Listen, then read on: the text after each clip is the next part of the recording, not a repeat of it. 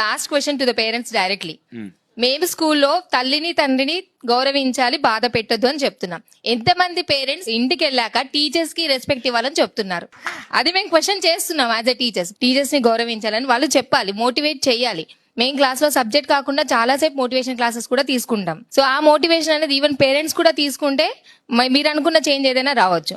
ఖచ్చితంగా నేను ఇందాక కూడా చెప్పాను, అమ్మ నాన్న టీచర్ ముగ్గురు కలిస్తేనే పిల్లాడి జీవితం బాగుపడుతుంది. తల్లి గనక పిల్లాడి ముందు తండ్రిని తక్కువ చేస్తూ మాట్లాడితే పిల్లాడి జీవితం నాశనం అయిపోతుంది, తండ్రి విలువ పడిపోతుంది.